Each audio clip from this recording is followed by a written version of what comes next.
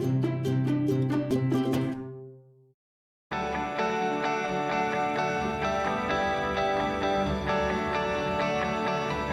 regardez TV Rogers, Ottawa.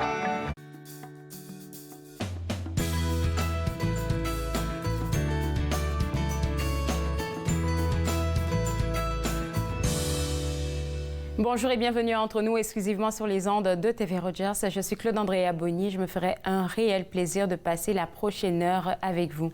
Aujourd'hui à l'émission, on va discuter avec deux représentants de la Commission de la capitale nationale de deux différents sujets qui vont fortement vous intéresser. Je vais aussi m'entretenir avec notre expert en sécurité informatique, Jean-François Soriol. Ça fait un bout de temps qu'on l'a pas revu. Aujourd'hui, il a décidé de nous parler ou de nous partager une liste d'outils qui pourraient nous protéger et protéger nos appareils. Et tout de suite, pour commencer, j'aimerais introduire notre invité, notre tout premier invité, qui est un auteur, Monsieur Louis Lallier, qui participera ce soir à la Croisée des mots, un événement organisé par Bibliothèque publique Ottawa et aussi par l'AOF. C'est un plaisir de vous avoir pour discuter avec vous, parce que de ce que je sais, vous êtes un passionné de la période de l'Antiquité, de la Grèce aussi, de la Grèce ancienne et tout ça. On va en parler un peu plus tard, mais ma première question pour vous, c'était de savoir, pour vous, l'écriture, ça représente quoi?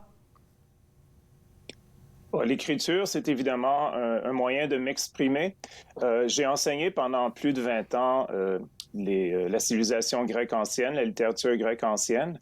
Et le fait d'écrire, dans le fond, ça me permet un peu d'expérimenter. Ça me permet de pousser plus loin ce que je fais dans ma recherche en me demandant si on avait telle information, qu'est-ce qu'on pourrait en faire? Comment on pourrait tirer profit de ça? Ça me permet de voyager aussi mentalement quand je suis pas condamné, mais forcé à rester au pays, entre autres à cause de la COVID.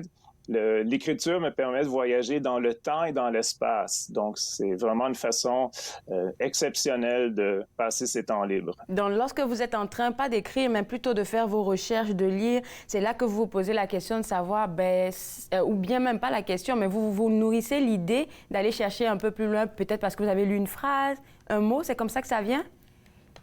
Oui, souvent, tout à coup, je tombe sur une anecdote qui concerne l'Antiquité. C'est le cas pour mon dernier roman.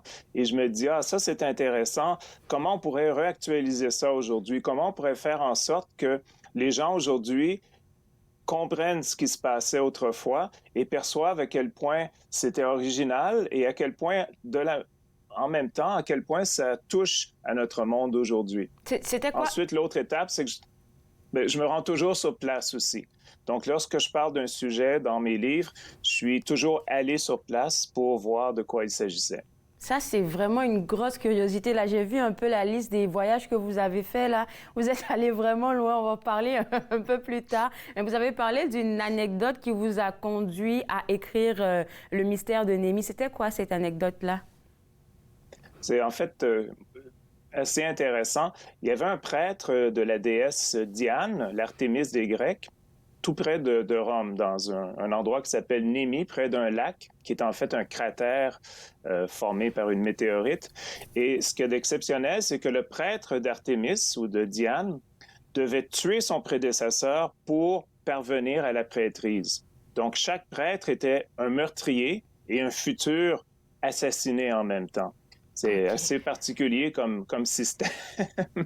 Ça s'explique pour des raisons religieuses, mais ce qui m'a en fait attiré mon attention, c'est le fait qu'on retrouve ce genre de succession dans les groupes mafieux aujourd'hui, où un chef mafieux peut être remplacé par celui qui s'est débarrassé de lui, dans le fond. Et dans l'Antiquité, ça n'avait pas échappé non plus aux dirigeants. Il y a des gens comme Auguste, le premier empereur de Rome, dont la mère venait de ce village-là et qui avait utilisé le village pour asseoir son pouvoir moral, dans le fond. Plus tard, des gens comme Mussolini aussi ont profité du village de Némi pour accroître leur renommée également. Cette idée du prêtre tué et tueur après m'a fait songer à une espèce d'intrigue qu'on pourrait utiliser aujourd'hui, sans trop vouloir révéler l'intrigue de l'histoire. C'est centré autour de ça. Comment dans un groupe illicite, on peut vouloir tuer son prédécesseur pour le remplacer et comment ensuite on a soi-même peur d'être remplacé par notre meurtrier. Ça doit être une vie, un stress entier, là. Écoutez, vous avez fait un très beau lien tout à l'heure entre qu'est-ce qui se passait dans l'Antiquité et puis qu'est-ce qu'on peut retrouver maintenant dans nos différentes sociétés. Et je pense qu'il y a matière à creuser là-dessus après la pause. Alors, quand vous écrivez votre ouvrage, est-ce que vous avez envie que le lecteur retienne quelque chose? Il va nous rester 30 secondes. Oui, en fait, j'essaie toujours sans avoir une morale, de permettre au lecteur de réfléchir. C'est des livres qui, j'espère, permettent la réflexion. Ce cas-ci, c'est la réflexion sur la liberté.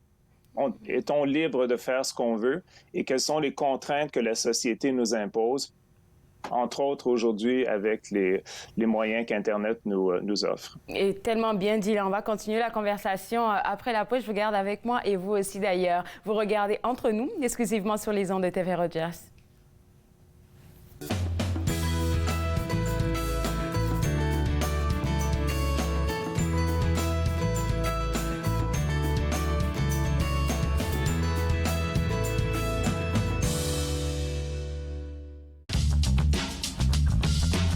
Cette émission est présentée par Télé Élan. Vous êtes enfin aux commandes. Pour en savoir plus, visitez Rogers.com.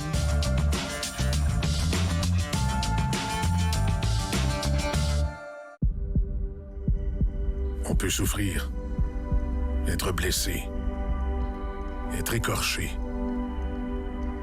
ralenti, désemparé, même paralysé. Mais rien ne peut nous abattre, car nous sommes bâtis sur des fondations solides, inébranlables comme notre mission. Combattons. Combattons ensemble.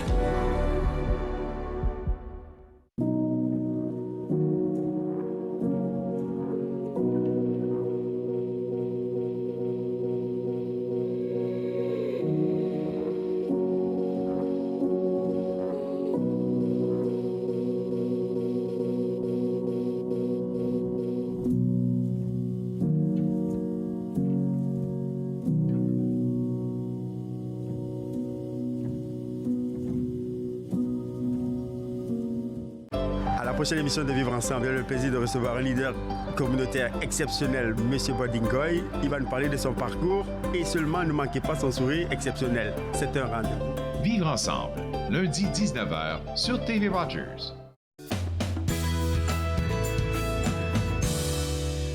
De retour Entre nous, exclusivement sur les ondes de TV Rogers, je continue ma discussion avec l'auteur Louis Lallier, auteur du Mystère, le mystère de Néhémie. Il sera ce soir l'invité à la croisée des mots à partir de 19h. On va vous donner les liens bien plus tard. Mais avant la pause, lui, vous avez mentionné le fait que l'histoire, dans le Mystère de Néhémie, vous voulez pousser en fait le lecteur à réfléchir à comment on peut avoir la clé de notre liberté, juste en regardant un peu l'histoire en arrière. Oui, on devine tout de suite que le prêtre de Néhémie est plus ou moins libre. Il se sent libre dans son petit domaine. Il est forcé de tuer quelqu'un pour survivre.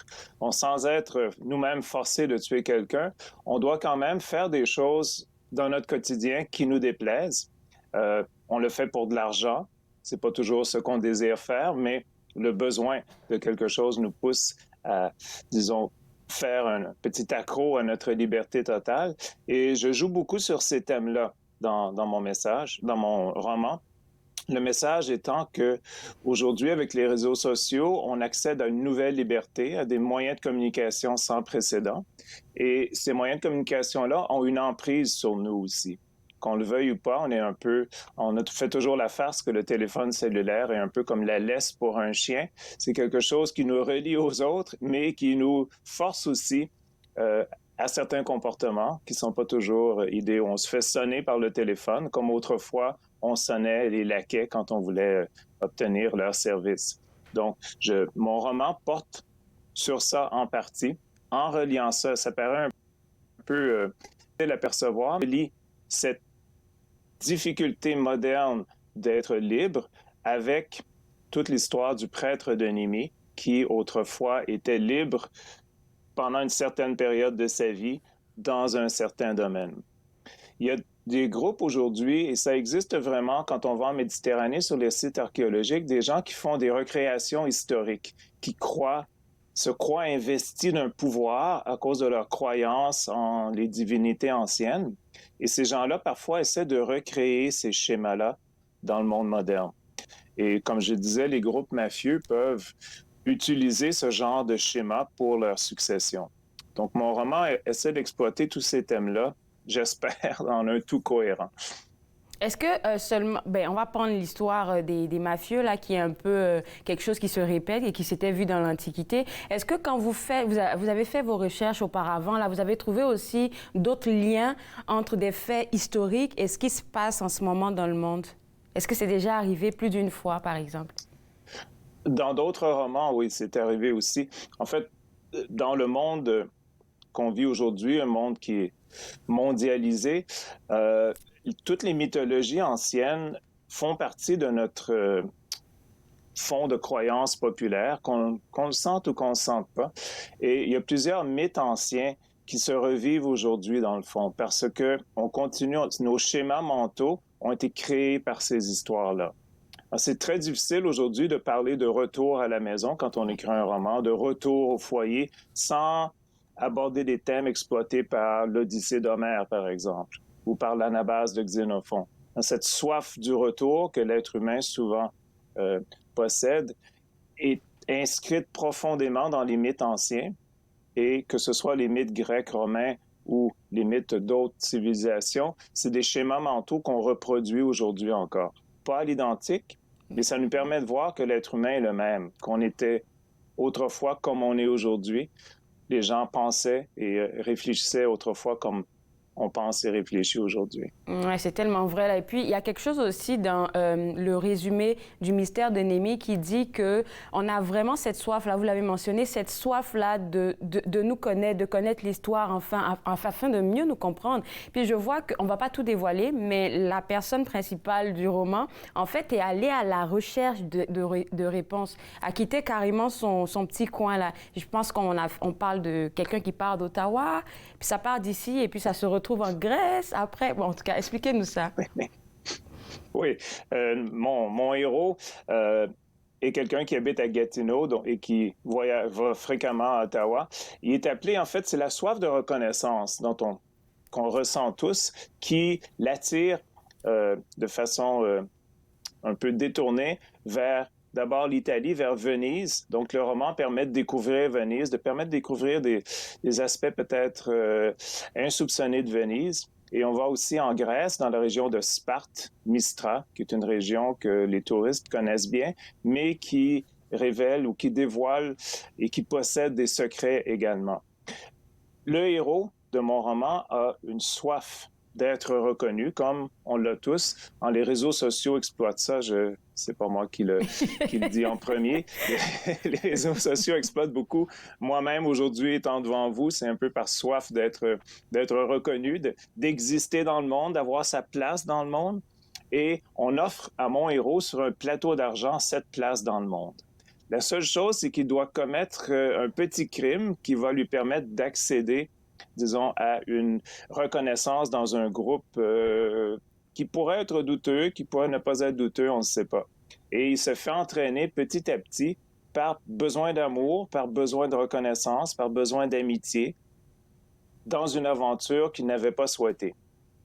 Tout le dilemme va être de savoir s'il va réussir à s'en sortir avant la fin, s'il va se rendre compte de ce qui se passe ou non, et qui tire vraiment les ficelles de l'histoire. Ce genre d'histoire-là, c'est de façon technique, là, on appelle ça une métafiction historique, c'est-à-dire que c'est un roman qui est basé sur un vrai récit historique, sur des faits qui sont historiques, mais évidemment, le détail de l'intrigue n'est pas historique, il est inventé. Et le lecteur le sait, mais le lecteur sait aussi que tout ce qui est derrière est historique. Et ça permet à mon héros de vivre des expériences qui ont peut-être été vécues par quelqu'un, mais on ne sait pas, mais c'est plausible. Donc, toute l'histoire est basée sur l'histoire, sur des vrais faits historiques, mais je tire un peu les faits jusqu'à leur extrême. Je relis ça aussi, c'est un peu surprenant, à des faits qui se sont passés dans le Caucase sous l'influence de l'ex-Union soviétique. Et ça nous rappelle un peu des événements qui se produisent aujourd'hui. Je vous félicite pour votre créativité parce qu'il y a des gens qui n'aiment pas l'histoire, mais s'ils commencent à lire ce genre de trucs-là, franchement, ça peut commencer à se faire poser des questions. Je vous souhaite bon succès pour ce soir et puis on va inviter les gens à vous rejoindre sur le site web en allant chercher pour le lien. Au revoir. Merci beaucoup. Au revoir. Alors, si vous avez envie de participer à la croisée des mots avec l'auteur Louis Lallier, c'est ce soir à partir de 19h. C'est gratuit. www.aaof.ca, c'est le site web à visiter pour avoir le lien de connexion. Nous, on va prendre une pause et juste après la pause, M. Lallier a parlé des réseaux sociaux, mais comment faire pour protéger nos réseaux sociaux et protéger notre personne? On en parle après la pause avec notre expert en sécurité informatique. Vous regardez Entre nous, exclusivement sur les ondes de TV Rogers.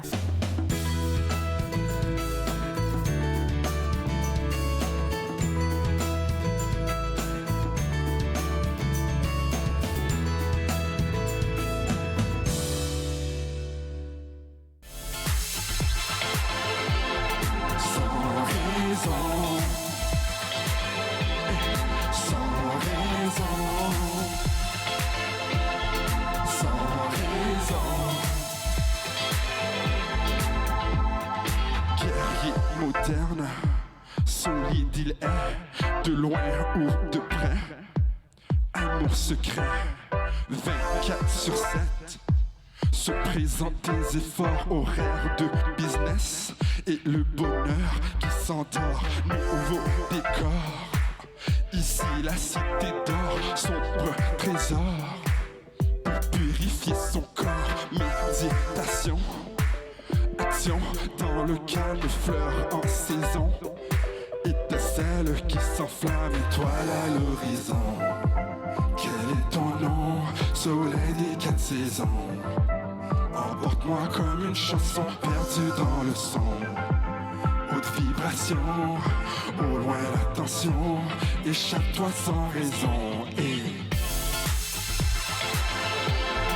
sans raison.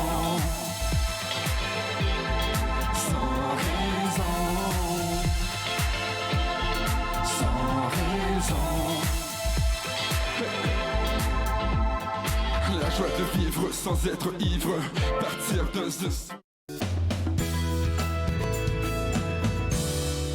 De retour à Entre nous, exclusivement sur les ondes de TV Rogers. On parle maintenant avec notre expert en sécurité informatique, Jean-François Sauriol. Et ça fait tellement longtemps qu'on ne s'est pas parlé que j'ai besoin de te raconter tout ce qui s'est passé dernièrement.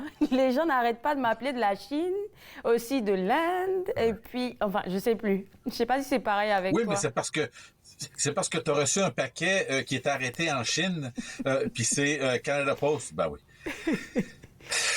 Oui, et c'est fatigant parce que ces arnaqueurs-là trouvent des façons qui sont de plus en plus sournoises, mais faciles, puis d'un clic, plouf, t'es déjà pris. Oui, Puis là, c'est sûr qu'il y a plein d'arnaques, tout ça, mais en bout de ligne, il y a différentes façons de se protéger. On en a parlé maintes fois, mais j'ai pensé aujourd'hui faire un petit aperçu des 3 ou 4 différentes activités ou technologies qu'on devrait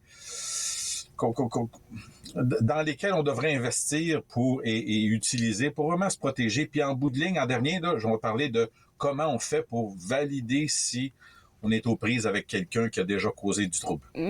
Merci beaucoup de nous refaire la leçon là-dessus parce que, comme tu le dis tout le temps, on prend toujours le soin de verrouiller nos appartements, tout ça, de tout protéger, mais c'est la même chose qu'on devrait faire pour nos appareils et puis nos médias sociaux. C'est la fois où tout ça. Exactement. Puis c'est la fois où tu n'as pas barré les portes de l'auto, ou c'est la fois où tu as laissé la caméra sur le siège, ou c'est la fois où que là, tu vas te faire avoir. Fait que c'est ça qui est un petit peu dommage. C'est que ces attaques-là, ces menaces-là sont toujours présentes. Puis, on ne sait pas quand on est aux prises avec quelque chose ou quand il y a peut-être une menace qui est en train de nous guetter. Puis, on a peur, puis là, pouf, on peut se faire avoir. Donc, d'avoir cette pensée-là tout le temps, d'avoir des mesures qui sont en place, puis des façons de faire, comme quand j'étais jeune, on barrait pas les portes de la maison, puis les portes de l'auto quand on était stationné. On ne pense pas faire ça maintenant, on barre tout. Fait qu'il y a des façons de faire qui nous aident, puis il y a des choix de technologie comme on va parler aujourd'hui. Alors, on va le premier, oui, les antivirus. On dit antivirus, mais moi, je préfère dire une suite de sécurité parce que c'est un petit peu le problème, c'est que les gens veulent un antivirus. Donc, ils font une recherche sur antivirus, puis là, ils en trouvent un comme Avast ou comme plein qui sont gratuits. Gratuit, oui. Et ils disent, parfait, j'en ai un gratuit, je suis protégé. Le problème, c'est que tu as barré, comme on dit, on t'a barré les portes en avant, mais les fenêtres en arrière, c'est ouvert à grande... Donc, il faut aller un petit peu plus profondément. Puis, j'ai des liens que j'ai offerts là, pour la présentation. Je vais aussi la mettre sur mon site web. Donc, les gens pourront capturer ça. Il y en a 3 que je recommande qui sont parmi les top 5 depuis 5-6 ans. Norton de Symantec, Trend Micro qui est canadien, puis Bitdefender qui est aussi américain. Norton et Bitdefender sont américains. Ces 3-là vont te coûter alentour de 100-150 $, vont te permettre pour une année de protéger tous tes ordinateurs Windows, des ordinateurs Mac, des téléphones Android. Ça va me permettre de tout protéger ça. Donc, il faut investir. Tu décides d'aller gratuit. Bon, d'accord, t'as barré la porte, mais t'as laissé les fenêtres ouvertes. Est-ce que c'est bon?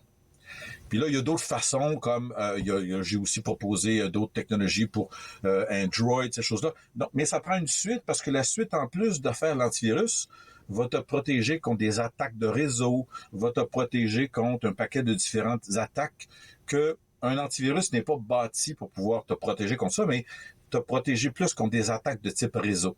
Puis là, donc ça prend une suite. Puis c'est ça, là, ces 3-là, Norton, Trend Micro, puis Bitdefender, c'est garanti que t'as le top de ce que une suite de sécurité peut faire. On s'entend, c'est pas 100%. Tu peux encore cliquer sur quelque chose, faire une erreur, puis l'infection peut rentrer malgré que tu as ton antivirus. Il faut continuer à savoir comment opérer. On en a parlé maintes et maintes fois. Pense avant de cliquer, pose des questions. Si tu n'es pas sûr, appelle ton fils, appelle ta fille, appelle quelqu'un, pose des questions, parce que c'est des situations de crise qui nous causent du trouble. Ah oui, je sens l'urgence là dans mon cœur tout de suite là. Et quand tu parles de ces 3 applications là que tu nous suggères, ces suites de protection là, tu as dit téléphone, ordinateur. Donc quand moi je vais appliquer par exemple pour Norton ou peu importe l'un des 3, directement je peux joindre combien d'appareils là-dessus? 10. 10, OK, c'est beaucoup. 10. Et moi, ma famille, on a un compte qui est payé, si tu veux, par ma compagnie. Mais on a 10 ordinateurs, puis j'ai même l'ordinateur de mon père à Montréal que je gère à distance, qui est protégé par ma licence de Norton. J'ai 10 licences que je peux utiliser pour des PC, des Mac ou des téléphones Android. Est-ce qu'une personne qui n'est pas très habituée à tout ce qui est technologie et autres, là, qui veut appliquer pour l'une de ces suites de protection, là, ça sera facile pour lui de s'inscrire, de faire un suivi? C'est justement pour ça que je les propose, qu'ils sont faciles d'installation. Okay. Ils sont assez... je sais pas c'est quoi le terme en français, verbose. Ils te proposent des alertes ici et là. Tu peux éteindre ces alertes-là si tu es plus un grand-papa puis une grand-maman puis tu veux pas recevoir toutes ces choses-là. Et l'outil est capable de gérer ces choses-là de façon automatique. Puis c'est ça l'idée. De demander à un humain d'avoir la visibilité tout le temps, c'est plus difficile. C'est pour ça que ces technologies-là sont actives tout le temps. Ils vont valider toutes les emails que tu reçois, tout ça. Ça prend cette suite de sécurité-là. Ça, c'est bon. Donc, premier outil que tu partages avec nous, les suites de protection, c'est préférable d'éviter ceux qui sont gratuits comme... c'était quoi? Avast Security, c'est ça que je vois? Avast, il y en a plein. Si vous allez sur le Best Internet Security Suites and Software for 2022, le petit lien que j'ai laissé sur ma page, ça vous amène au site, puis ces 3-là sont les 3 premiers, puis il y en a d'autres. Avast, tu peux payer pour Avast. Tu peux payer 150 $ pour Avast. Bon, d'accord, il est le 5-6e. Pourquoi payer le même prix pour quelque chose qui est moins bon que ce qui est là? C'est pour ça que je les recommande, ces 3-là. Pose pas de questions, tu choisis une de ces 3-là. Ben oui, l'expert a parlé, on ne posera pas de questions là, sois-en sûr. Attention, je peux vous proposer des affaires, moi, là. Alors, deuxième affaire, là, et ça, là, j'aime beaucoup parce que je l'applique et ça fonctionne, le gestionnaire de mots de passe. Oui. Moi, personnellement, j'utilise ces outils-là, mais parce que je suis souvent sur l'ordinateur d'un client, ou en fait, avant la pandémie, souvent sur l'ordinateur d'un client, ou quelque chose comme ça, j'avais besoin de me rappeler comment mes mots de passe sont bâtis. Donc, on en a déjà parlé beaucoup de fois. On ne parle plus de mots de passe, on parle plutôt de phrases de passe. Donc, MVTM, ISUJSP, ce sont toutes les planètes. Mon vieux, tu me jettes sur une nouvelle. Ça a l'air d'être des lettres tout croche, mais c'est vraiment un anagramme de cette phrase-là, de la première lettre de chacun des mots. Et c'est comme ça qu'on enseigne aux militaires comment créer des mots de passe. Donc, on n'y est pas. C'est trop simple. Tu te souviens toujours de ta phrase. La seule chose, c'est que quand tu la rentres, faut pas que tu le dises tout haut parce qu'on va connaître ton mot de passe. C'est ça. D'accord. Et le gestionnaire de mots de passe, c'est si tu veux, une petite base de données, une petite application que tu peux mettre sur ton téléphone, sur ton ordinateur. Il y a des versions sur tout ça et qui synchronise ta base de données de tous les mots de passe. Donc, ça peut aller, tu vas sur un site web, tu cliques sur LastPass, sur Keeper ou sur... il y en a plein de différents. Ces deux-là sont vraiment les plus reconnus. Et lorsque tu cliques dessus, là, tu as un mot de passe. Ça te prend un mot de passe pour cette application-là, qui est un bon gros mot de passe très solide. Puis après ça, tu as ta liste, tu cliques sur le site web que tu veux accéder, clique, ça t'amène au site web, ça rentre le user ID et mot de passe, puis tu es déjà rentré. C'est vraiment utile, ces choses-là, puis ça te permet, si jamais tu as besoin de changer le mot de passe, le gestionnaire est capable de reconnaître que, on change le mot de passe sur ce site web-là, que tu avais déjà un mot de passe, je vais faire la mise à jour, puis il est même capable de garder une historique des mots de passe. Donc, il y a plein de fonctionnalités de ces choses-là. Et de nos jours, avec la quantité de mots de passe qu'on a, surtout lorsque tu arrives sur le web, ça prend une façon de s'en souvenir, puis ces outils-là, ça peut être vraiment utile. C'est important de faire des backups, de faire des copies de sauvegarde de toutes ces choses-là. Je pense que iPhone, si je ne me trompe pas, le fait parce que souvent, c'est ça, tu as toute l'historique de tes anciens mots de passe ou même quand les gens qui ont la reconnaissance faciale, là, je pense que ça aide plus rapidement. Absolument, avec le Face ID. Là. Et je suis un utilisateur d'iPhone et j'utilise cette fonctionnalité-là. La seule chose, c'est que si tu utilises par exemple Keeper ou LastPass, il n'y aura pas de synchronisation avec l'outil qui vient avec le iPhone. OK. Donc, mais si tu installes LastPass sur ton téléphone, maintenant, c'est cet outil-là qui va être utilisé par le iPhone pour conserver tes mots de passe. Donc, moi, j'utilisais pas Keeper ou LastPass sur mes ordinateurs. J'avais une façon de m'en souvenir. Mais sur mon téléphone, j'utilise la fonctionnalité de gestionnaire de mots de passe du iPhone. Et c'est tout à fait adéquat. C'est sûr qu'on est toujours protégé par le code ou par ta reconnaissance faciale. Et c'est reconnu comme étant suffisant pour protéger nos accès puis notre téléphone, ces choses-là. Quelqu'un vole mon téléphone, il pourra pas rentrer. Oui, il pourra pas. C'est ça. Ça, là, franchement, j'aime beaucoup ce côté-là de chez iPhone. Autre chose qu'on veut discuter dans le même contexte, c'est les authentificateurs à 2 facteurs. Ça fonctionne. Et c'est j'ai oublié de le marquer sur ma page de mot de passe. C'est-tu le fun d'avoir du monde qui de ce qu'on a dit? Je te dis, c'est quoi là, l'étoile dorée. L'étoile dorée? Tu vas voir ton étoile dorée. Formidable. Oui, en fait, tu as tout à fait raison. On ne devrait pas utiliser quoi que ce soit un email ou Instagram ou Facebook ou quoi que ce soit. On ne devrait pas utiliser le web sans que nos user ID mots de passe soient aussi protégés par ce que tu appelles l'authentification à 2 facteurs. En anglais, on appelle ça multi-factor authentication ou two-factor authentication, qui fait en sorte que lorsque tu rentres ton user ID, ton mot de passe, tu reçois un texte sur ton téléphone ou ils t'envoient, ou ils peuvent même t'appeler pour te donner un code, tu rentres le code et là, tu sais que c'est toi. C'est absolument essentiel.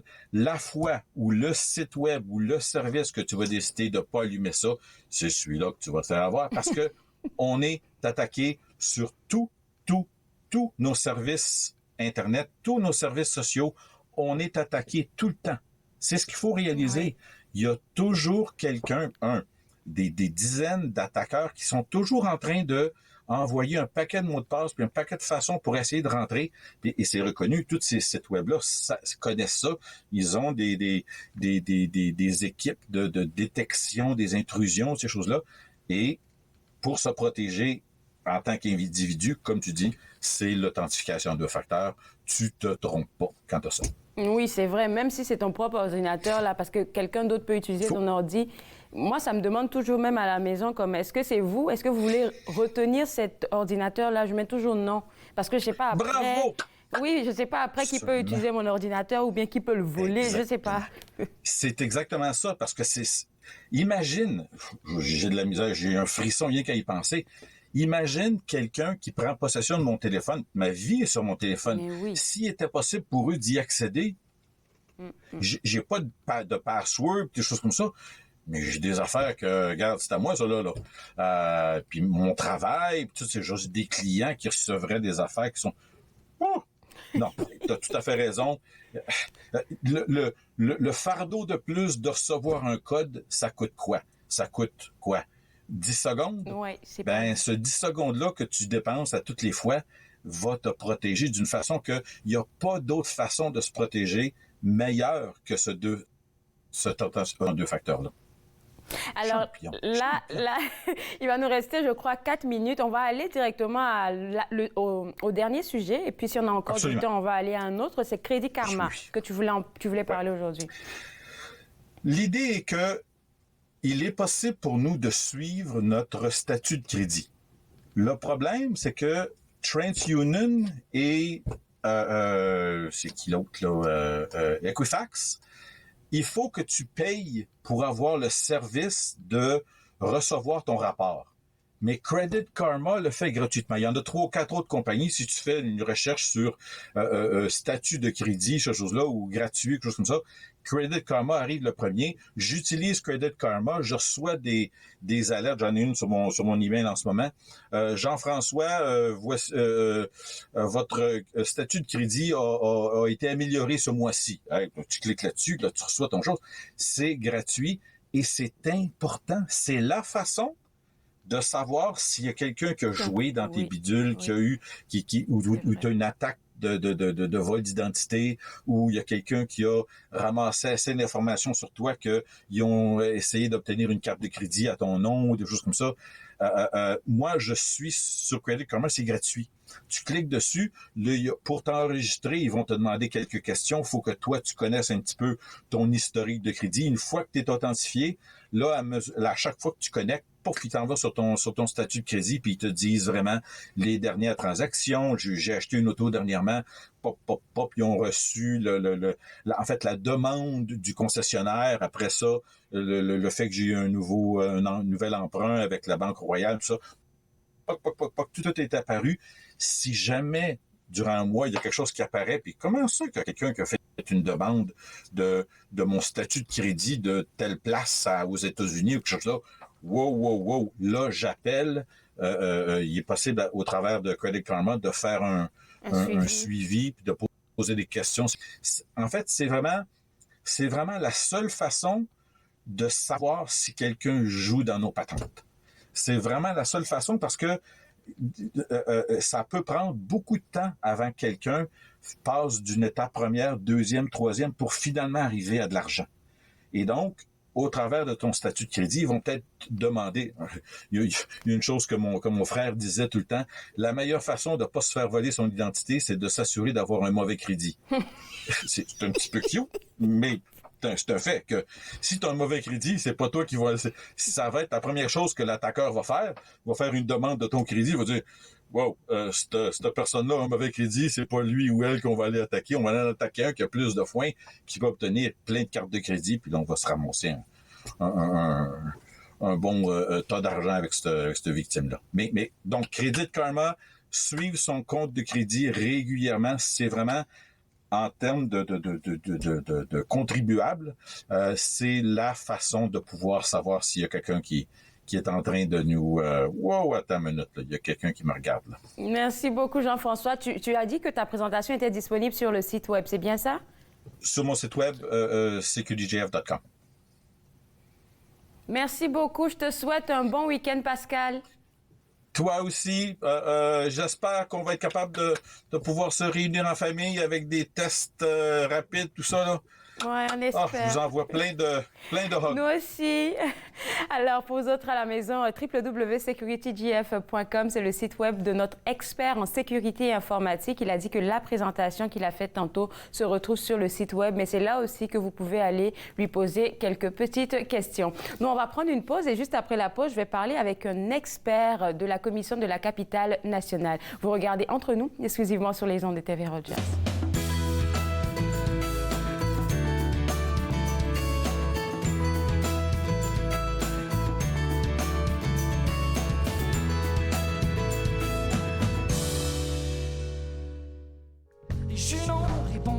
Colère, mon maudit gros jaloux. Non mais là vas-tu te taire? Qu'est-ce que t'as à envier le Billy Love? Toi t'es plein au bout de ta plume de mots qui innovent pour amplifier l'esprit, l'énergie de sa voix.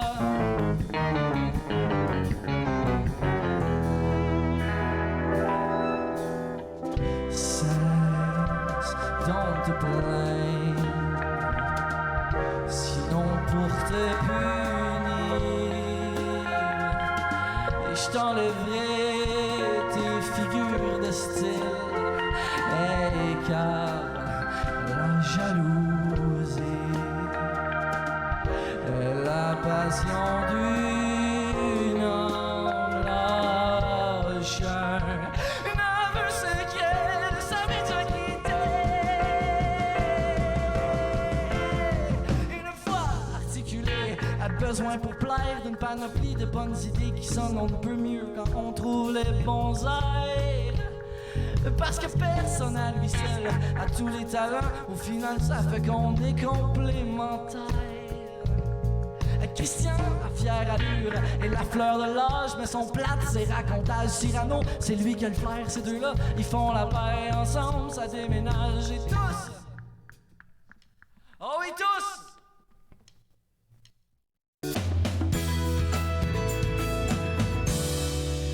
De retour à Entre nous exclusivement sur les ondes de TV Rogers, on s'informe maintenant sur qu'est-ce qui se passe au niveau du parc Sir Georges-Étienne Cartier. Et avec moi, M. Andrew Secret, qui est chef planification du territoire et design. Et j'aimerais savoir, votre travail consiste en quoi, chef planification du territoire et design? Merci. Oui, c'est une excellente question. Je travaille au sein du groupe de la planification à long terme et des transports. Alors, c'est un groupe qui fait les plans de long terme de la commission et nous travaillons étroitement avec les villes de Gatineau et d'Ottawa aussi. Alors, quand vous parlez des plans... élaborer, Quand vous parlez des plans de long terme, c'est quoi ces plans-là? Mais c'est des plans directeurs pour les terrains fédéraux dans la région de la capitale nationale, les deux côtés de la rivière des Outaouais.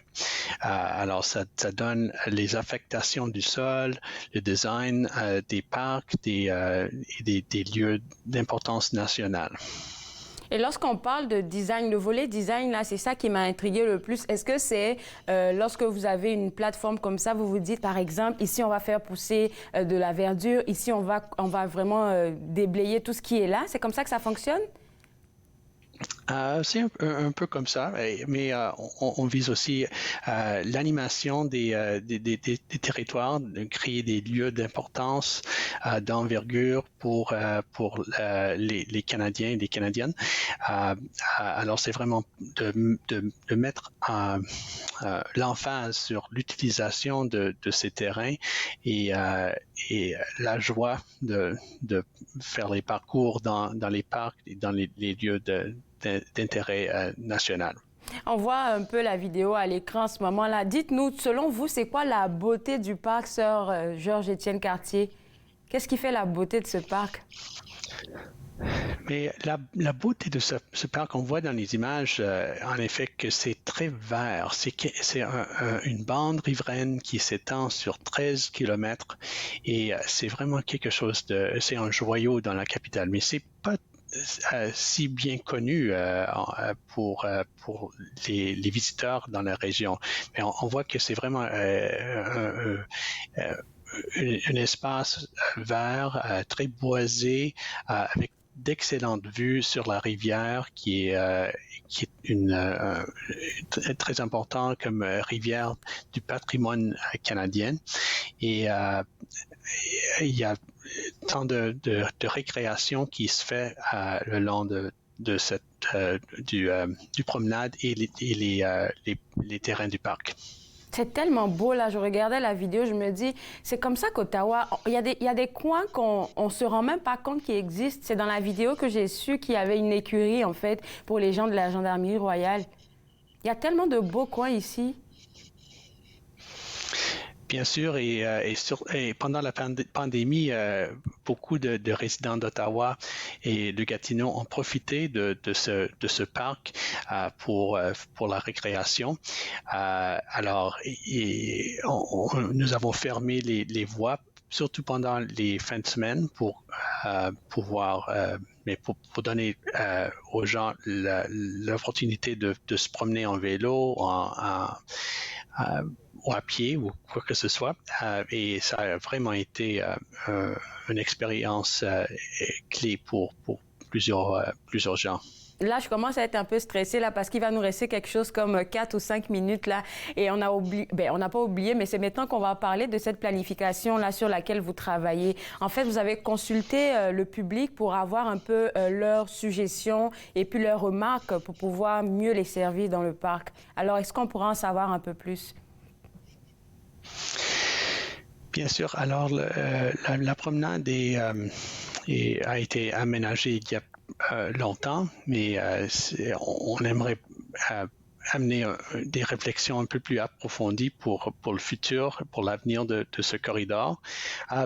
Alors, nous avons fait des sondages l'an dernier pendant les mois de l'été et l'automne. Okay. Mais il y avait un sondage en ligne avant ça avec 1300 participants qui ont contribué. Ils ont dit que c'était vraiment un endroit valorisé et les gens aimaient beaucoup avoir accès à la bande riveraine, à l'eau et les expériences de récréation.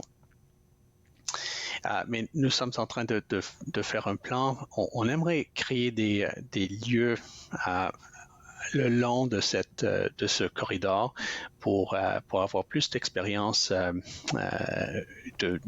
du parc. Alors, c'est ce que j'ai pu lire des aussi. Zones d'animation. C'est ça, des zones d'animation que vous voulez avoir et pour la période hivernale et pour la période aussi d'été pour que les gens puissent profiter à tout moment.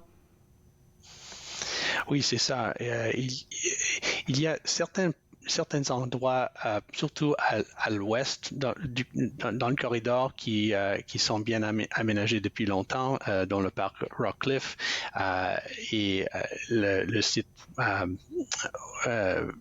pour l'aéroport et tout ça. Mais plutôt à l'est, c'est plus boisé, plus naturel, mais on aimerait introduire d'autres installations et c'est ça que on est en train de récolter des suggestions du grand public à cet effet. Et puis, c'est ça qu'on veut inviter les gens à faire, ou on veut inviter les gens plutôt même à vous accompagner dans ce processus-là, parce que je vois qu'il y a une prochaine consultation publique. Vous êtes rendu à la 2e étape de la planification et la prochaine consultation publique va se faire en été 2022. Ça sera quand exactement et comment monsieur, madame, tout le monde pourrait participer à ça? Oui, mais nous avons un comité de consultation publique qui comprend des organismes tout le long de ce corridor. Alors, j'estime que les gens vont savoir à travers leurs organismes le long de ce corridor et aussi à travers notre site web où nous allons mettre les informations sur les consultations publiques à venir. Merci beaucoup, M. Sitwet. Alors, ça pourrait se faire à travers des ateliers et puis des sondages et d'autres méthodes de nous transmettre des commentaires. Qui seront disponibles sur le site web. Merci beaucoup, M. Sitwet, et puis bonne chance pour la suite. Merci. Bonne journée. Alors, pour vous autres à la maison, pour participer, pourquoi pas à la prochaine consultation publique de la CCN à propos du plan du parc Sir Georges-Étienne Cartier. Vous êtes invités à suivre de près toutes les informations concernant cela sur le site web www.ccn-ncc.gc.ca. On va prendre une pause et juste après la pause, on va continuer de parler avec une autre représentante de la Commission de la capitale nationale et cette fois-ci, on parle des transports. Vous regardez Entre nous, exclusivement sur les ondes de TV Rogers.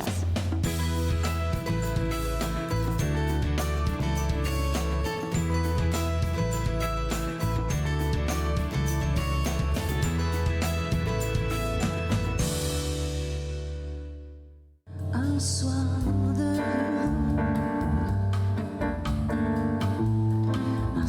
de soleil où le bitume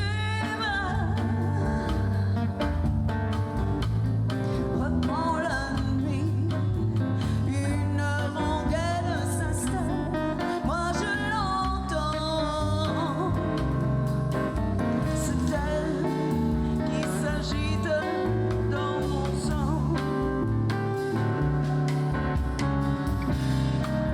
Y'a mes potes du coin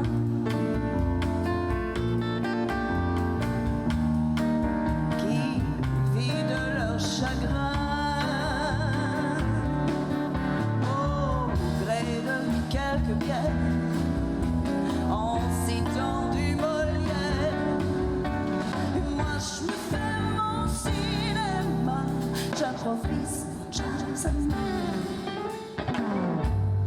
Un soir d'écume,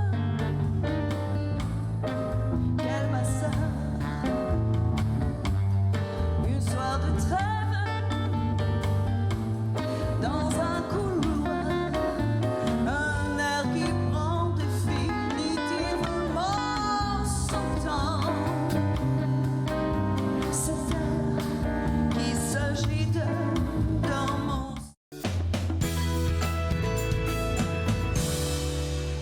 De retour entre nous exclusivement sur les ondes de TV Rogers, une autre planification se fait du niveau de la CCN et cette fois-ci, ça a rapport avec le transport qui se fait dans la région. Et pour en parler, Lucie Bureau, qui est directrice planification à long terme et transport. Et j'ai posé la question à votre collègue tantôt. On aimerait savoir votre travail, il consiste en quoi? Oui, bonjour. Je suis responsable de l'équipe d'urbanistes et de designers urbains qui développe les plans à long terme pour la Commission de la capitale nationale. Donc, on travaille avec nos collègues à l'interne et avec beaucoup de partenariats d'autres organisations ainsi qu'avec des consultations publiques. Et puis, comme je l'ai dit à l'entame de l'entrevue, on veut vraiment jeter un regard sur comment le transport pourrait affecter notre environnement aussi et puis tout ce qui se passe par rapport à votre travail à la CCN. Et on a dit qu'il y avait des défis et des incertitudes auxquelles était confronté en fait le monde du transport vous concernant. Est-ce qu'on pourrait savoir c'est quoi? Oui, bien sûr. En fait, vous faites référence au document qui a été approuvé par notre conseil d'administration en janvier dernier, le plan de transport interprovincial à long terme. Donc, ce plan vise à définir une vision pour les 50, pour à peu près les 30 prochaines années, en fait, jusqu'en 2050, concernant le déplacement des biens et des personnes entre les deux provinces, donc à travers les ponts. Et dans l'élaboration de ce plan, on a évidemment identifié certains défis. comme dans toutes les grandes villes, la congestion demeure un défi important. Les trajets des camions qui ne sont pas possibles des camions qui ne peuvent pas être reliés d'une autoroute à l'autre, donc de la 50 à la 417 ou à la 416, devant passer par les milieux urbains. Dans le cas de cette région ici, à même le centre-ville d'Ottawa. La croissance de la population qui bien sûr entraîne plus de déplacements. Et bien sûr, on doit mentionner la gouvernance complexe de la région. Donc, à chaque fois qu'on parle d'aménagement du territoire, de planification, il y a les municipalités, Ottawa, Gatineau, les 2 ministères de transport provinciaux, la Commission de la capitale nationale, qui est propriétaire de certains ponts et qui fait une planification de la capitale, ainsi que Service public Approvisionnement Canada, qui sont aussi propriétaires de 3 des 5 ponts. Donc, une gouvernance complexe. Donc, ça fait partie des défis qui ont été analysés, dont on tient compte dans ce plan de transport interprovincial. C'est plusieurs problématiques même que vous venez d'énumérer en même temps. Hein. Oui, on a essayé de faire un résumé, mais il y a tellement de petits problèmes dans tout ce que vous avez dit là, comme par exemple la croissance de la population fait qu'il y aura plus de voitures. Oui, peut-être que le gouvernement comme aide les gens à peut-être prendre des voitures électriques, ce genre de trucs-là, mais il y en a encore qui sont dans leurs vieilles habitudes. Donc, il y a une grosse campagne à faire là. Oui, bien sûr. Puis je vous dirais que lorsqu'on a lancé ce plan-là, tout de suite après le lancement du plan, la pandémie est arrivée, qui a bousculé, en fait, beaucoup d'habitudes pour beaucoup de gens, en particulier nos habitudes en matière de travail. Hein. Une grande partie des fonctionnaires sont en télétravail depuis maintenant 2 ans. Ça a un impact évident sur les déplacements et les déplacements intérieurs. Ça aussi, cette pandémie-là a amené une évolution importante dans le commerce en ligne. Et là aussi, plus de commerce en ligne, ça amène des changements dans le déplacement des marchandises dans la région. Donc, l'ensemble de ces éléments-là, nouveaux, pas encore bien documentés parce que les données en matière de déplacement datent d'avant la pandémie, donc entraîne une situation où on a fait un plan avec des stratégies, des modes d'action, mais on doit essayer de mieux comprendre ces incertitudes-là pour voir comment on est capable d'améliorer les déplacements. Puis le déplacement, c'est pas nécessairement le nombre de voitures. Hein? L'objectif, c'est de déplacer le plus de gens possible à travers la rivière. Donc, c'est comment on fait pour déplacer le plus de gens possible parce que la population va croître. Bien, on peut tous continuer dans notre voiture individuelle, mais le problème va se perpétuer, ou on peut évoluer et penser davantage au transport en commun. Avec du transport en commun rapide, ça devient beaucoup plus compétitif à un déplacement solo en voiture. Quand on regarde la popularité des pistes cyclables, des bandes cyclables le long des ponts, c'est en croissance constante. Donc, beaucoup de gens, pendant au moins 3 des 4 saisons, se déplacent entre les 2 provinces à vélo ou à pied. Donc, ce sont des nouvelles façons ou des façons qu'on connaît, mais qui doivent être encouragées pour faire en sorte qu'on soit en mesure de déplacer plus de gens à travers la rivière. Je pense que pour essayer de mettre toute cette planification-là en marche, vous devez travailler avec les différents paliers de gouvernement, mais vous avez aussi mentionné le volet transport. Comme par exemple, là, si je prends du côté d'Ottawa, on a aussi Transport qui arrive quelque part jusqu'à Hull ou bien devant le musée de l'Histoire, mais ce qui s'arrête là, mais les bus du côté de Gatineau, de Québec, peuvent aller aussi de l'autre côté. Donc, il faut trouver un juste milieu pour que ces 2 compagnies-là puissent s'entendre sur quelque chose de stratégique pour tout le monde. Tout à fait. Je dois dire que les 2 sociétés de transport travaillent en collaboration, mais on pense, en fait, dans notre analyse de ce plan-là, on pense qu'il y a encore place à amélioration de la coordination et du partage d'informations en matière de transport en commun. L'arrivée éventuelle d'un tram, ce qu'on appelle le tram Gatineau-Ottawa, qui s'insérera à même le boulevard de la Confédération sur la rue Wellington, va permettre un meilleur arrimage entre les deux systèmes de transport en commun rapide. Donc, ce sont des idées qui permettent au transport en commun, aux gens de la région, à continuer à se déplacer, parce qu'on va continuer à se déplacer, même si on est en télétravail, mais avec des modes qui sont plus économiques, plus durables, plus en lien avec les priorités de tous les gouvernements en matière de changement climatique.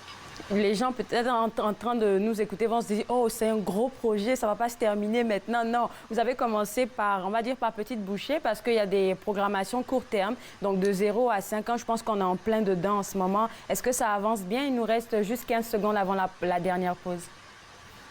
D'accord. Alors, oui, on va lancer bientôt des enquêtes, des sondages origine-destination pour comprendre la mobilité, comment les gens se déplacent pour toutes leurs activités. Et on va également lancer des études pour le camionnage, pour comprendre les origines-destinations des camions et quels seraient les meilleurs itinéraires pour tenter d'apporter une solution au pont McDonald-Cartier et sur Kenyatta. Je vous garde avec moi. Si ça ne vous dérange pas, on va terminer l'émission ensemble. Et moi aussi, je vous demande de rester avec moi. Vous regardez Entre nous exclusivement sur les ondes de TV Rogers.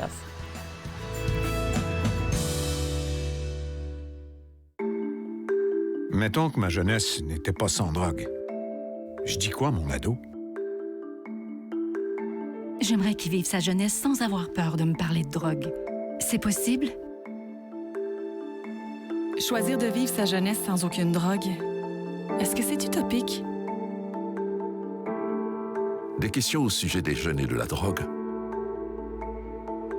Jeunesse sans drogue, Canada. C'est un verre orangé, un toit rouillé, plus orangé. Bon. Le peintre des 4 saisons, mercredi 19h30 sur TV Rogers.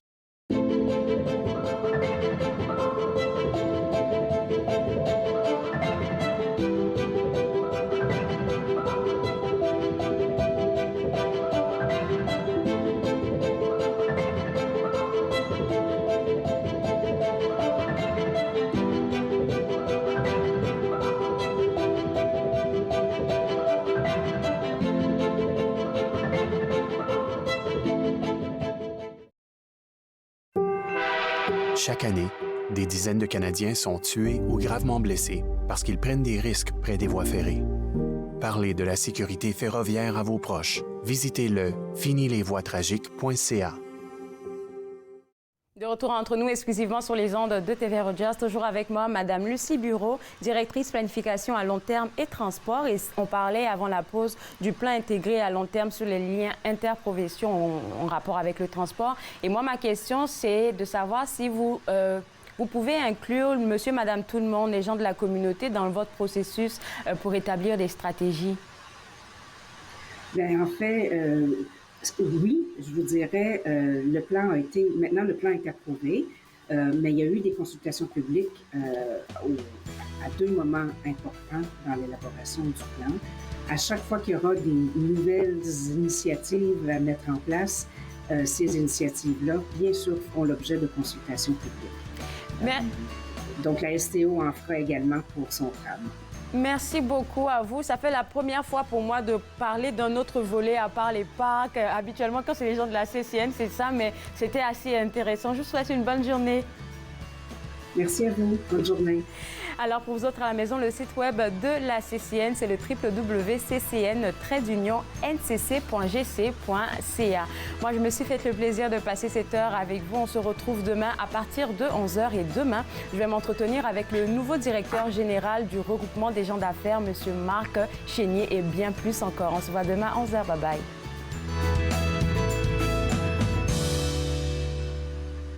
Faites-nous part de vos commentaires en composant le 613-521-2323 par courriel sur Facebook et Twitter.